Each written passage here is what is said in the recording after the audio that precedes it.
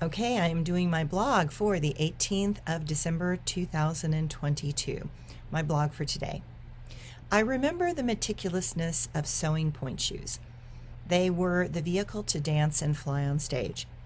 It was a deeply personal process to mold them to my feet, shape them to my arch, and pound them till they could hold me up, but were subtle enough so that they would not make so much noise on stage. Point shoes are pressed paper, wood pulp, and glue, covered in satin and pink like the tights that all ballerinas wore. They are the tool of torture and the illusion of grace.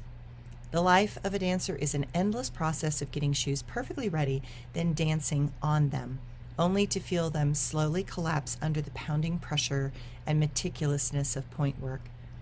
So much effort is required for those shoes to become part of the muse of dance.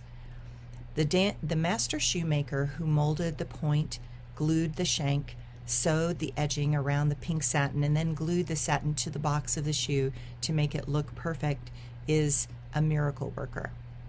They are then placed in boxes or bags and shipped to the ballet companies with a stamp on the shank to let you know which maker it was, because every dancer had their own personal favorite maker. Becoming a professional dancer gave us the luxury to test out many shoemakers until we found the one that seemed perfect for our foot, our balance, and our required size of the end or the point of the shoe. The end point was essential. We wanted it large enough to not crush our toes together, but gave room for all our toes as they were pushed into the tip, and we went on point.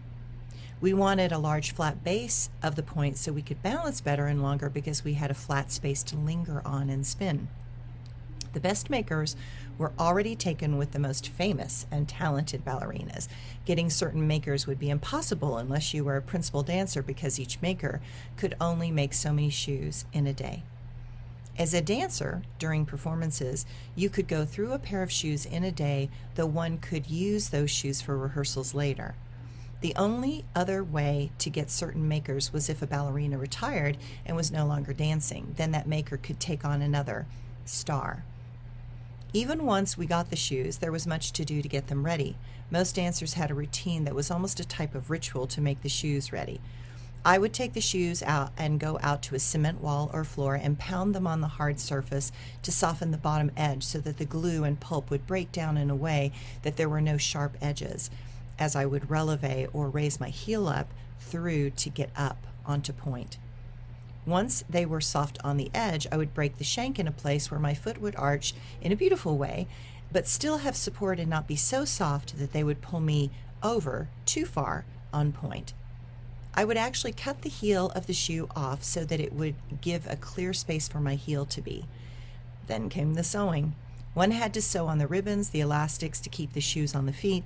The angle of the ribbons needed to be just right, and the elastic was attached to the heel to keep the satin heel of the shoe from slipping off. But if one put the sewing on the inside of the heel, it would often rub in such a way that a ballerina could get blisters on their heels, and such things were painful and took a long time to heal. So it needed to be on the outside, but very flush and well sewn so that it was blended in with the satin and was not so noticeable from the audience. The ribbons were sewn on the inside, as that place had more give, and it was mostly fabric, and there was at the arch of the foot. Some dancers sewed around the tip and then cut the tip of the satin off because it was slippery on stage. With the more modern floors made out of marley, a black laminate that has a bit of stickiness to it, that was just enough to prevent some from slipping. But older ballet floors were made of wood, and those floors were very slick at times, and so sewing the point and taking off the satin at the tip helped to keep from sliding. Often during rehearsals, dancers would be sitting on the floor sewing shoes. It was just how life was. When I was dancing in New York, my father happened to be in London and was staying just blocks from the shoemaker Freed's of London, and my father decided it might be cheaper to pick up shoes from there and hand them to me in person. He got a real kick out of going through customs and trying to explain why a grown man, was carrying $500 worth of point shoes. Thanks, everyone.